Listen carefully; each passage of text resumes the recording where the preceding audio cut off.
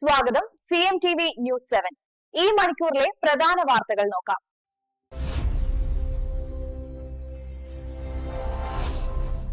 എഴുപത്തിയൊന്നാമത് Nehru trophy വള്ളംകളിയുടെ ആവേശത്തിലാണ് പുന്നമടക്കായൽ.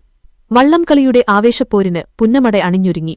കായലും കരയും ആവേശത്തിന്റെ അലകടലാവാനിനി മണിക്കൂറുകൾ മാത്രം. ഓളപ്പരപ്പിലെ പുതിയ രാജാവിനെ കാത്തിരിക്കുകയാണ് വള്ളംകളി പ്രേമികൾ. ഉച്ചയ്ക്ക് 2 മണിക്ക് മുഖ്യമന്ത്രി പിണറായി വിജയൻ ഉദ്ഘാടനം ചെയ്യും.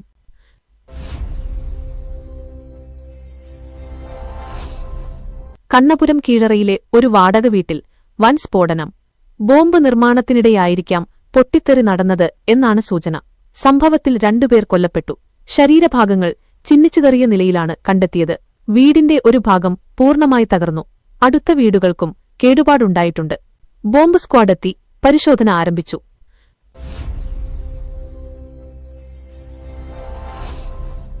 കേന്ദ്ര ആഭ്യന്തരമന്ത്രി അമിത്ഷായ്ക്കെതിരെ വിവാദ പരാമർശം നടത്തി തൃണമൂൽ കോൺഗ്രസ് MP മഹുവ മൊയ്ത്രയ്ക്കെതിരെ BJP പ്രാദേശിക നേതാവ് പരാതി നൽകി.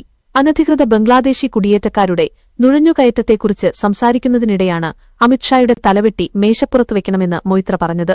വ്യാഴാഴ്ച പശ്ചിമബംഗാളിലെ നാദിയ ജില്ലയിൽ മാധ്യമപ്രവർത്തകരോട് സംസാരിക്കുകയായിരുന്നു മൊയ്ത്ര. നിങ്ങളുടെ വിശ്വസ്ത വാർത്താ ഉറവിടം